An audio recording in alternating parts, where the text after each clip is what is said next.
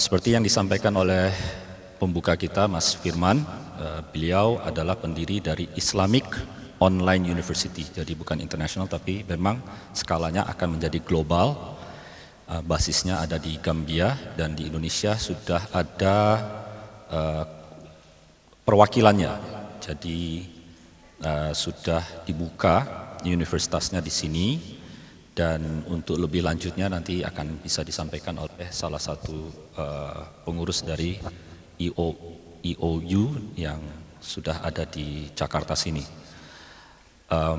Sheikh Bilal, so the theme is about the Islam and modernism, and we still find some difficult on because the terminology comes from the West, and how should we go through in some lecturing says that now it should be the postmodernism, and some says that we are still not finished with modernism, and it's kind of a discourses that confuses for most of the Muslims.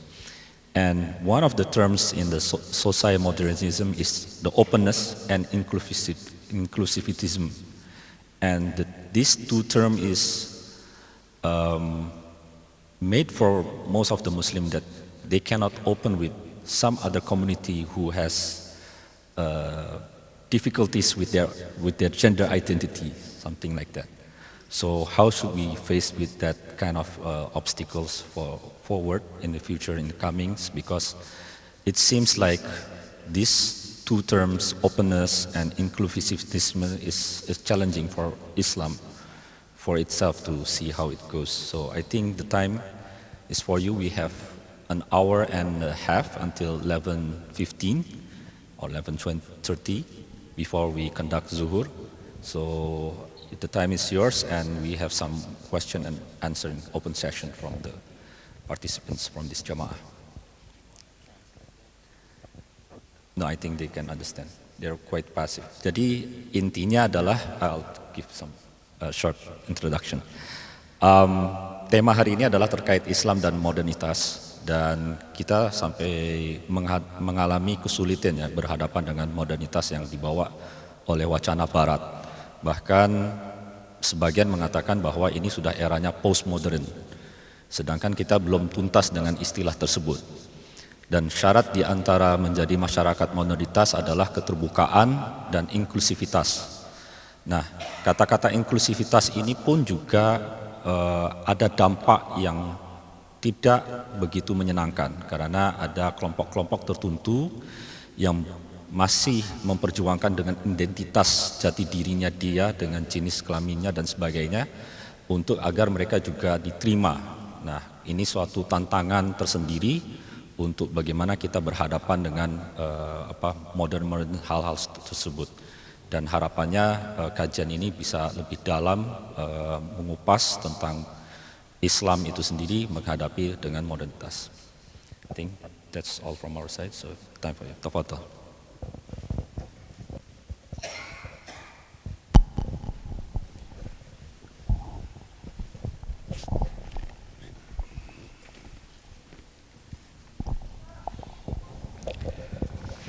Alhamdulillahi Rabbil Alamin, wassalatu wassalam ala rasulihil karim, wa ala alihi wa ashabihi wa man istanna bi sunnatihi ila yawmiddin. All praise is due to Allah, and may Allah's peace and blessings be on His last Prophet Muhammad sallallahu alayhi wa sallam, and on all those who follow the path of righteousness until the last day. The title Islam and Modernism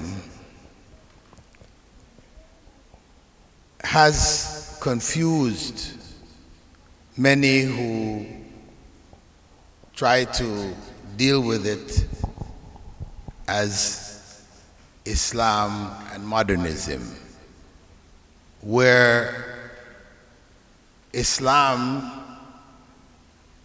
this statement, Islam and modernism, implies that Islam is not modern. Once we accept that as a foundation, we have already lost. But we all know, as is said amongst ourselves, that Islam is relevant, good, and best for all times. It is not limited to the time of Prophet Muhammad sallallahu alaihi wasallam. So now that time has passed, and we're in another era where what Prophet Muhammad sallallahu alaihi wasallam brought, which was the Quran and the Sunnah, the understanding of the Quran, that somehow it is not able to meet the challenges of the times to come, our times and beyond, and those before us, where Muhammadiyah was instituted to try to meet the challenges brought by colonialism.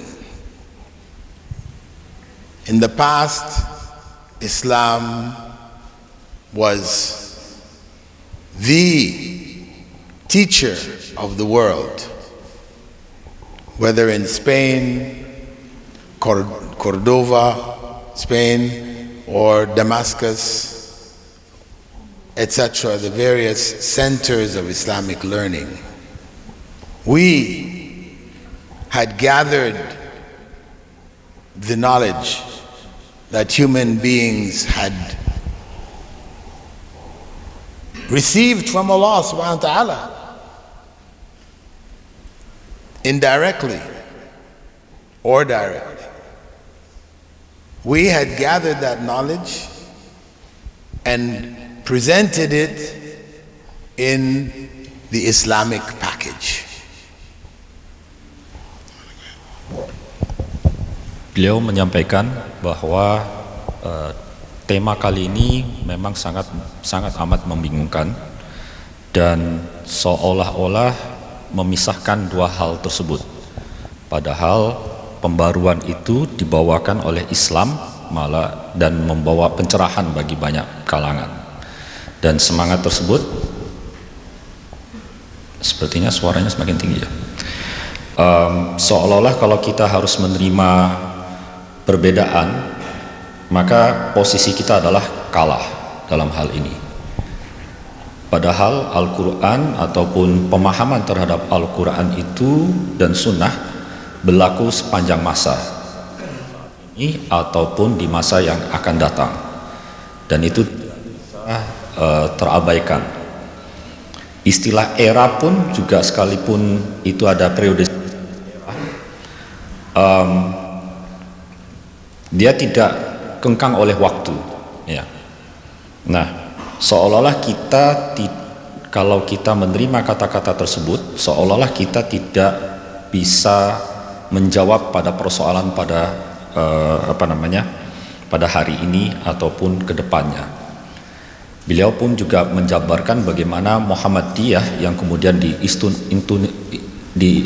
dijadikan kelembagaan adalah dalam rangka untuk menghadapi tantangan tersebut yang dibawa oleh kolonialisme di Indonesia ini.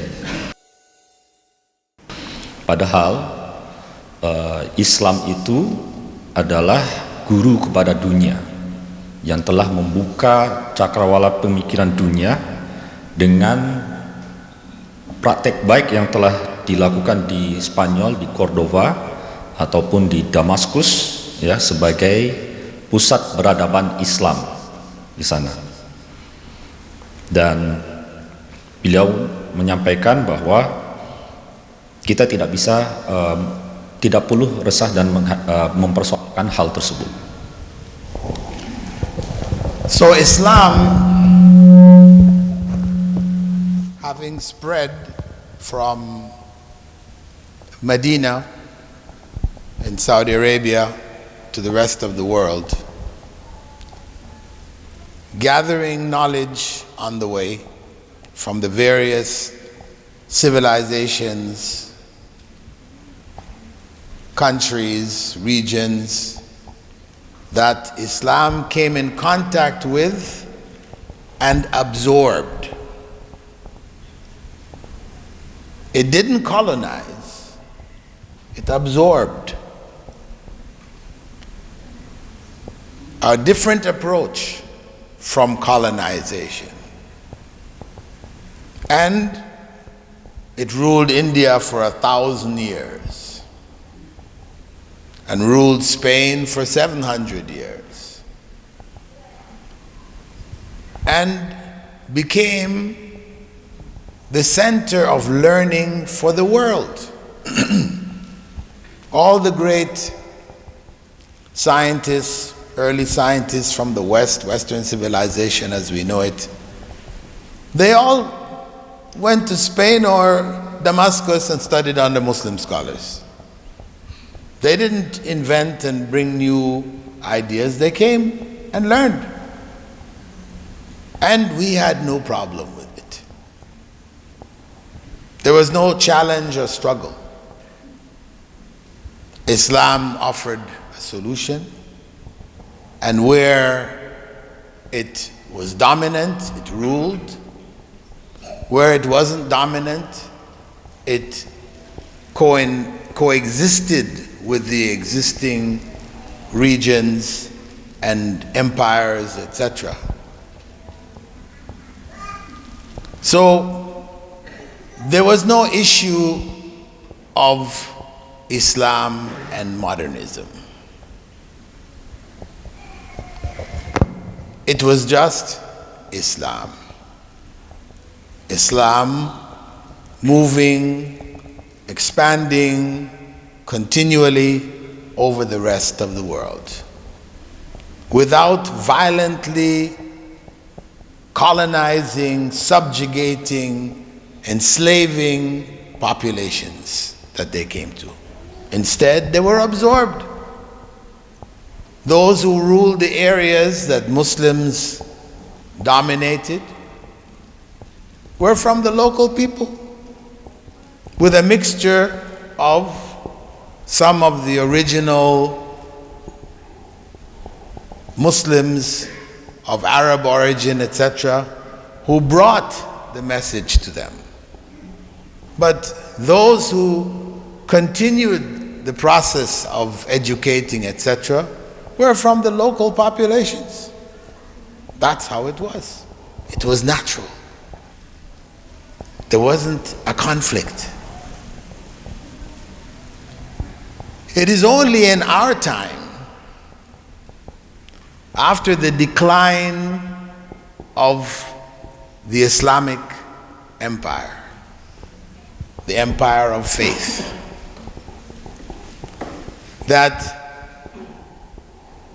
there is a challenge raised by what came to be known as Western civilization, which expanded itself through dominance by enslavement and subjugation of the populations that they came in contact with, exploiting. Till today, we are still suffering the after effects of that era. And they presented themselves as modern.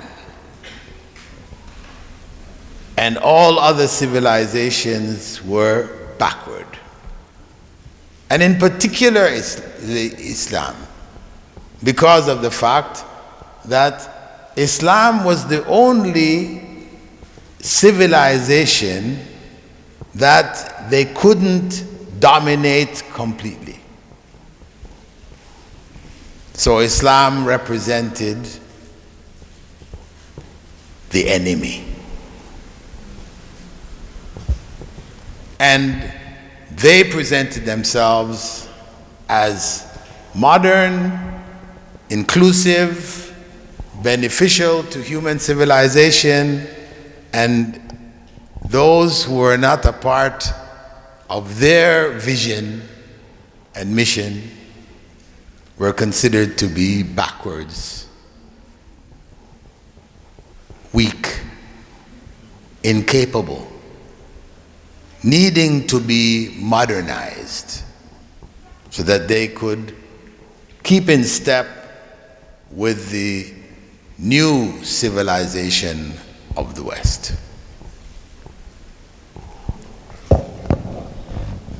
Beliau sampaikan bahwa dari Madinah pun yang menjadi sumber bergerakan dan kemudian tercapainya pengetahuan itu di berbagai belahan dunia, gerakan Islam itu adalah untuk mengumpulkan, gathering, dan kemudian observe untuk memantau keadaan wilayah yang didatangi.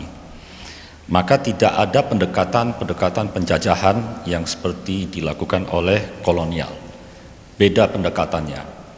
Kalau kita amati ketika Islam masuk ke India selama 1000 tahun di sana, maka tidak ada nuansa penjajahan yang dilakukan oleh Islam. Demikian juga di Spanyol selama 700 tahun juga tidak ada nuansa penjajahan yang dilakukannya. Bahkan kedua tempat ini menjadi pusatnya pendidikan atau pusatnya peradaban tersebut. Dari berbagai belahan dunia datang ke Spanyol ataupun datang ke Damaskus untuk belajar.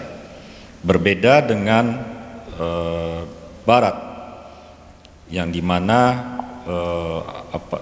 kedatangan mereka itu sangat menjajahi gitu.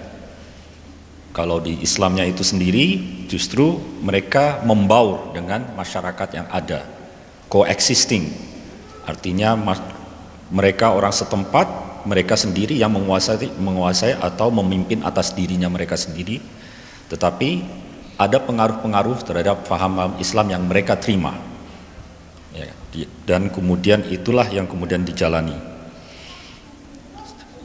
Maka Islam waktu itu bergerak terus menerus sehingga banyak yang menerimanya karena tidak ada pendekatan kekerasan ataupun perbudakan yang dilakukan oleh Islam itu sendiri. Malah justru ketika Islam itu mengalami penurunan, decline, dan sudah mulai bangkitnya dunia Barat, dan dunia Barat inilah yang memperkenalkan diri mereka sebagai masyarakat yang maju, masyarakat yang modern, yang kemudian memojokkan bagi negara-negara yang tidak mengikuti apa yang mereka kembangkan dianggap sebagai orang-orang yang tertinggal, orang-orang yang tidak beradab atau orang-orang yang tidak terdidik. Dan siapa yang melawan terhadap pemikiran tersebut dianggap musuh. Maka dalam hal ini mereka merasa diri mereka adalah masyarakat yang inklusif atau yang membawa manfaat, ya, untuk kemanusiaan itu, dan siapa yang tidak bagian daripada visinya pandangan mereka maka dianggap perlawanan.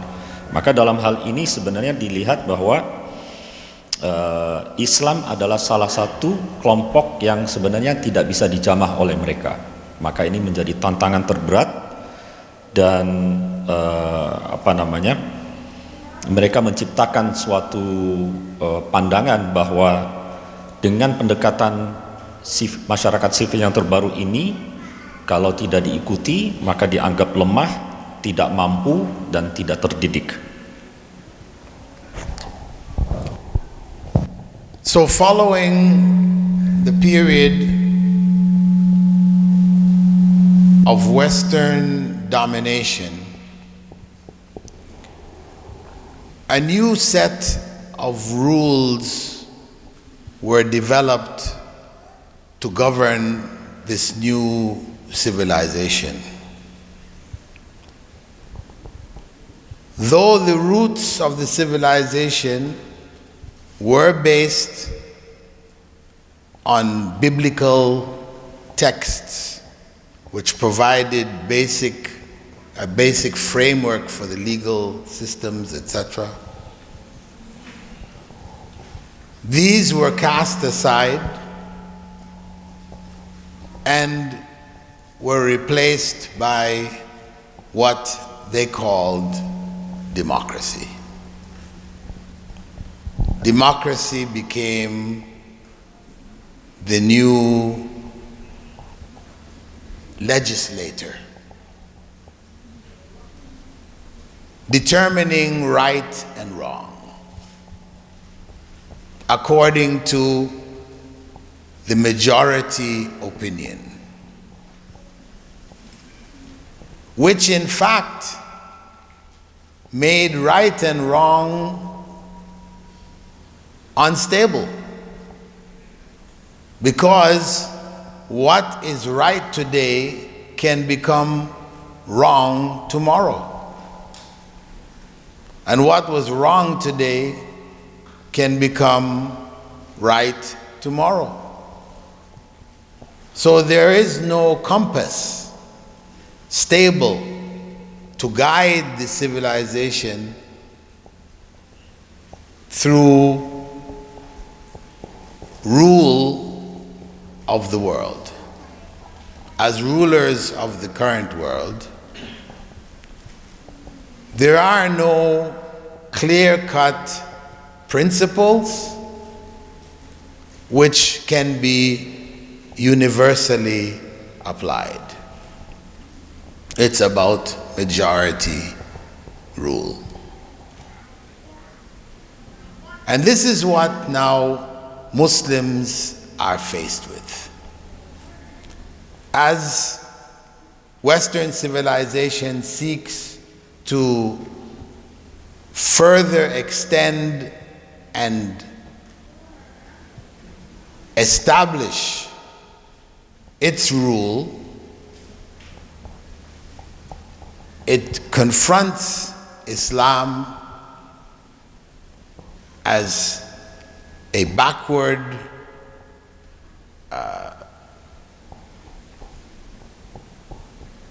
system which is incapable of dealing with modern civilization and its issues, when in fact Islam, as Muslims have always said, is good for all times, all places, and all people. Allah didn't send down a body of guidance in terms of laws for a particular time, a particular place. It was sent for all of humankind. As the final message, of course, it was preserved as the previous message of the same thing was taught, but because it was for a limited period of time, Allah chose not to preserve it as He preserved the final message that Prophet Muhammad ﷺ brought. So Muslims today are challenged with tackling the issues, the problems, especially in the field of education, in such a way that the Islamic understanding is preserved as the foundation for our civilization. As it was in the past, it needs to be in the present, and it will be and needs to be in the future. So it's not about Islam and modernism. Islam includes modernism in accordance with its understanding. It is modern in its understanding.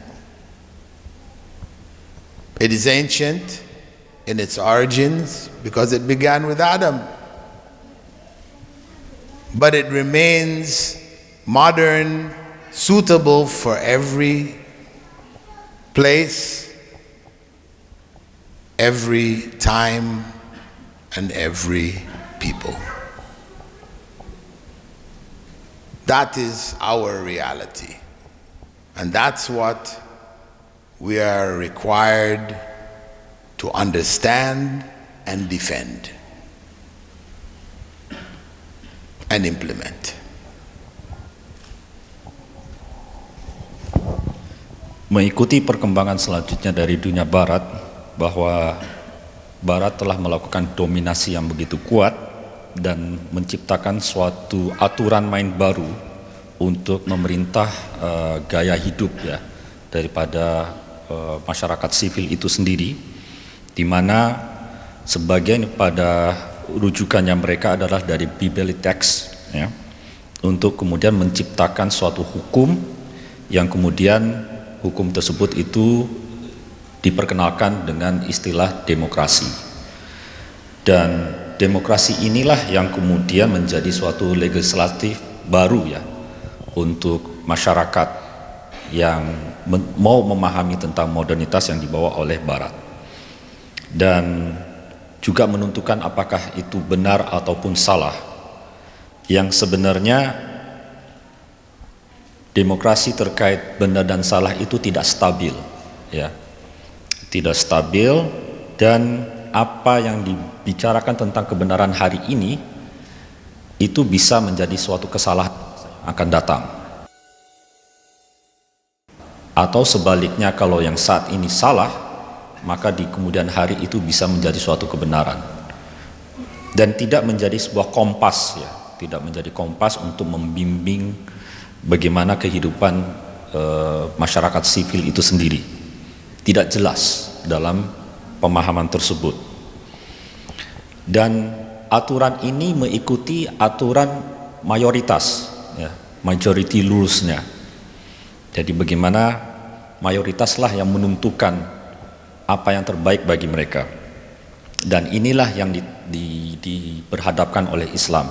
Orang-orang Muslim berhadapan dengan hal tersebut, di mana Barat ingin memperluas kekuasaannya dengan pendekatan tersebut, dengan pendekatan demokrasi, ya. Dan Islam ini dipandang oleh mereka ketika tidak menerima hal tersebut adalah orang-orang yang terbelakang, orang-orang yang tidak mampu mengikuti sistem pembaruan yang diperkenalkan oleh Barat. Dan itu adalah isu. Padahal faktanya Islam berguna untuk setiap waktu, setiap zaman, dimanapun dan untuk siapapun itu. Allah tidak menurunkan waktu untuk daerah tertentu, untuk masa tertentu, atau untuk kaum tertentu. Tetapi Allah menurunkan hukumnya adalah untuk semua kalangan, tanpa memandang bulu siapapun dia, dari manapun dia berasal, dan dari waktu kapan dia berada. Jadi apakah masa lampau, masa kini, atau yang akan datang. Dan Islam itu khususnya melihat tantangannya itu di sektor pendidikan, di mana pembaruan itu di dalam sistem pendidikannya dianggap tidak maju oleh dunia Barat, dianggap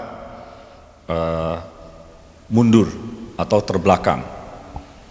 Padahal Islam itu sendiri adalah modern, bahkan Islam itu sendiri datang sejak Nabi Adam itu sendiri, ya, sampai kini.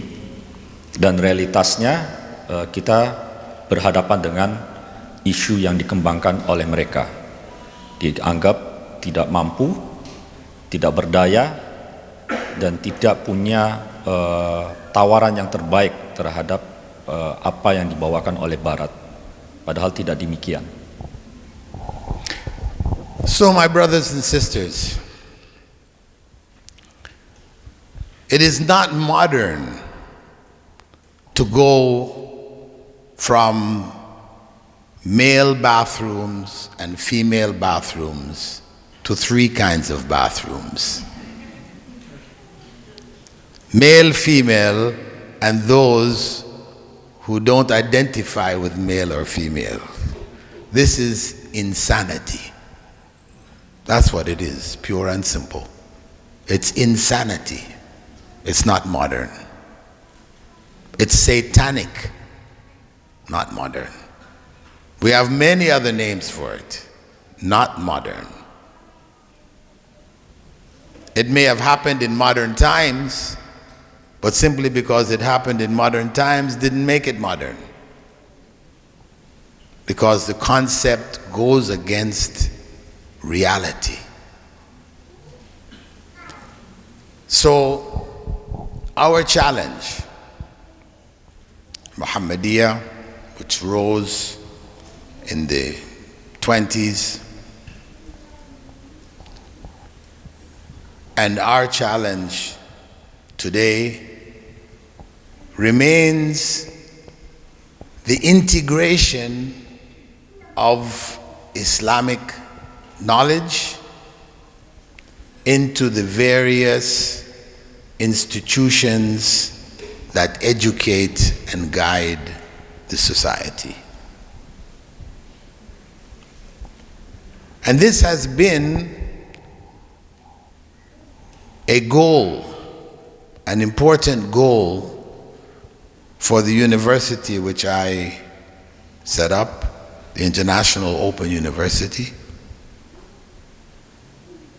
where the instructors of all subjects, not just Islamic studies, Arabic, but all the other disciplines, were chosen because of their Islamic consciousness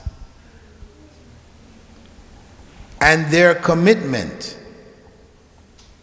to deliver their subjects, whether IT, business administration, psychology, banking and finance, whatever subject they were teaching would be taught from an Islamic perspective.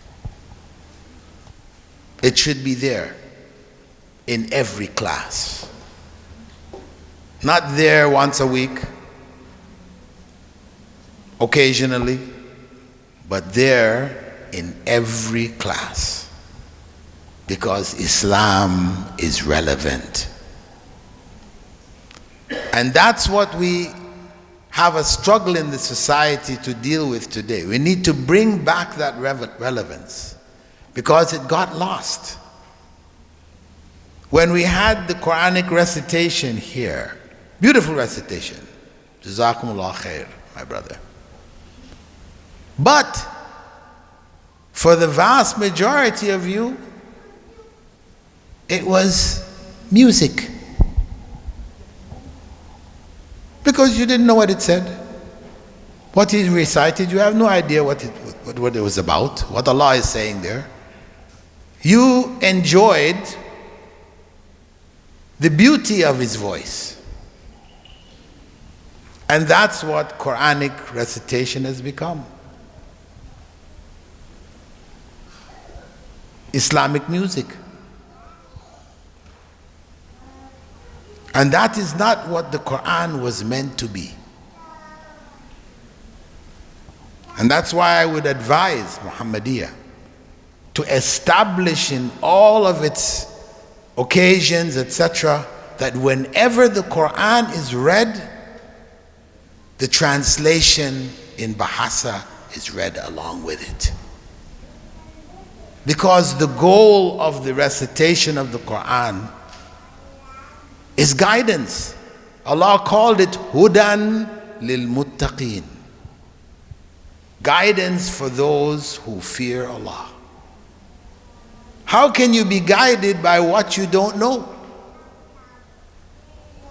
You can just listen. Sounds nice, pleasurable, but Where's the guidance? We have lost that along the way. We have lost that along the way. The Sahaba told us that they used to learn the Quran 10 verses at a time. And they wouldn't move on to another 10 until they understood what was in the first 10 that they memorized, they learned, and they sought to apply it.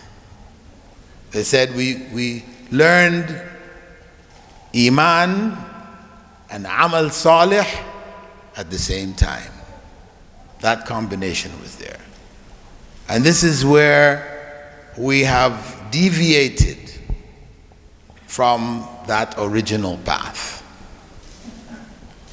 And the understanding has become lost.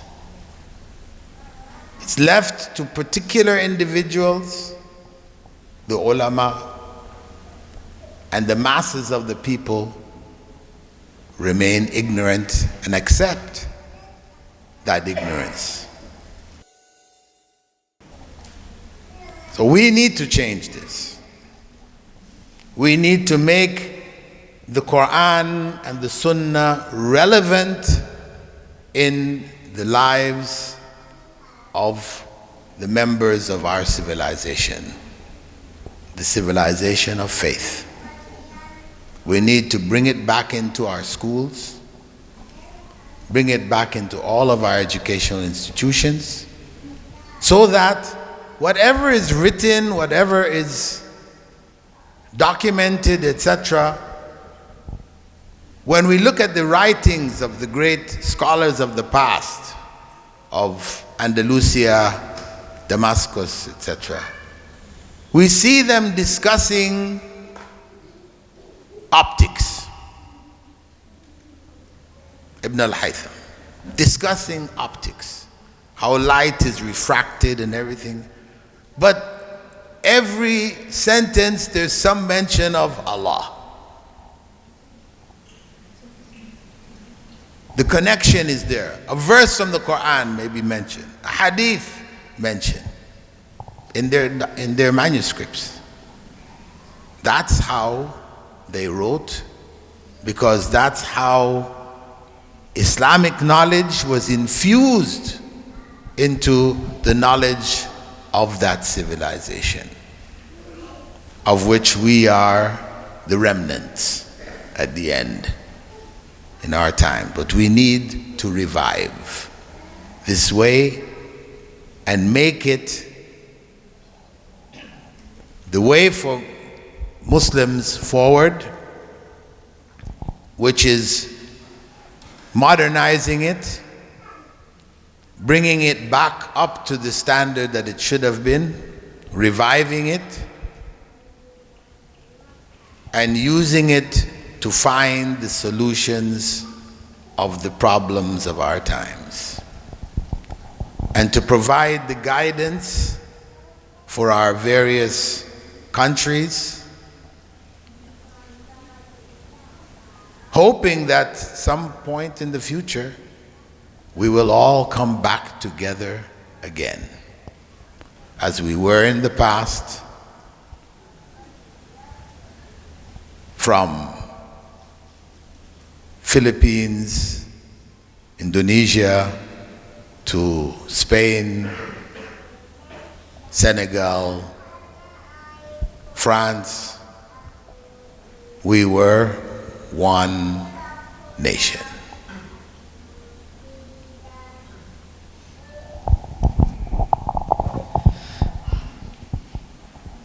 Modernism yang disampaikan oleh beliau bahwa yang kita pandang sekarang ini adalah di mana pria mendatangi ruangnya wanita, ataupun sebaliknya wanita mendatangi ke ruang pria, atau ada ruang khusus bagi tidak di antara dua jenis tersebut. Dan menurut beliau ini bukan modernitas. Ini adalah suatu kegilaan, suatu gerakan atas bisikan setanik, ya. Tapi yang jelas ini bukan modernitas.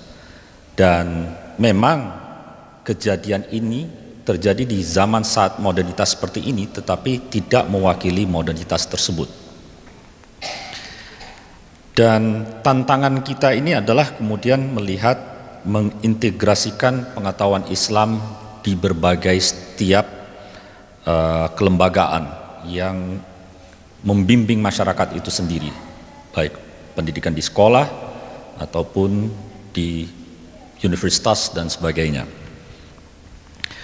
Dan beliau menyampaikan ini pentingnya untuk kemudian integrasi ini bagian untuk memberi referensi, guidance bagi masyarakat agar mereka tepat di jalannya.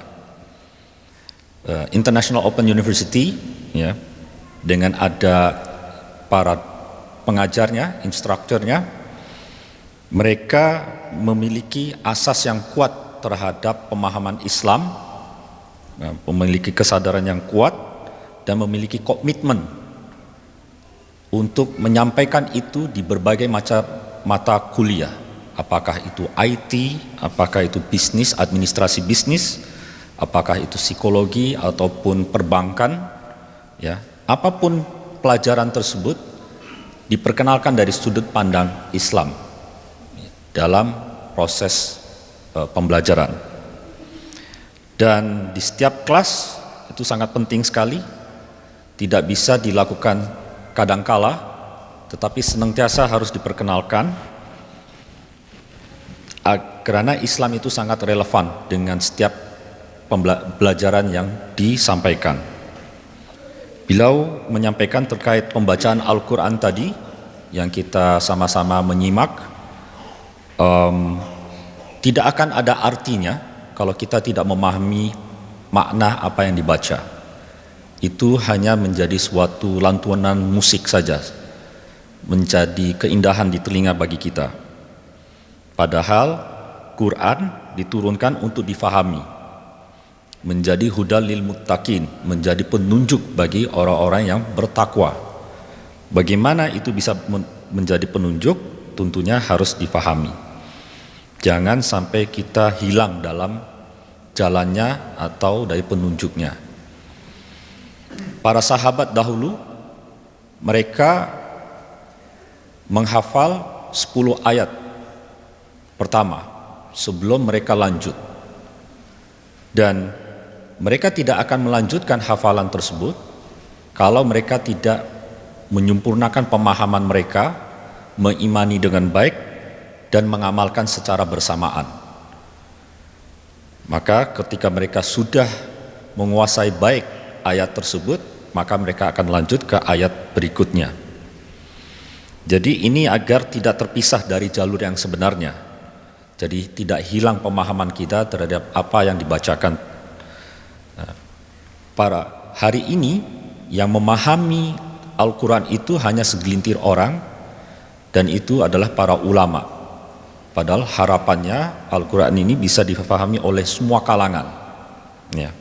Maka kita harus melakukan perubahan, ya, menjadikan Quran ini sebagai relevan, sebagai pusat peradaban dan keimanan kita, dan harus disegarkan kembali di sekolah-sekolah kita. Kalau kita melihat para penulis zaman dahulu, para ulama-ulama dahulu kala, mendiskusikan berbagai hal, termasuk membicarakan tentang optik atau lensa, ya. Lebih tepatnya lensa, ya Pak Suparto, ya. Optik adalah lensa, dan di mana di manuskrip tersebut itu bisa melihat bahwa mereka tidak melepas hubungan mereka dengan Allah. Di manuskrip itu bisa menemukan ayatnya, firman ilahi ataupun hadis dalam pengetahuan yang mereka dalami. Maka inilah Islam harus menyatu dalam kehidupan masyarakat. Jadi sebenarnya kita adalah solusi, ya, untuk saat ini maupun masa yang akan datang, dan berharap di negara kita bisa memperkuat pemahaman tersebut sebagaimana dahulu kala di mana Filipina ke Indonesia ataupun ke Senegal ataupun ke France, kita semua adalah satu bangsa, ya. Kita adalah satu bangsa yang tidak terpisahkan karena suatu pemahaman yang sama.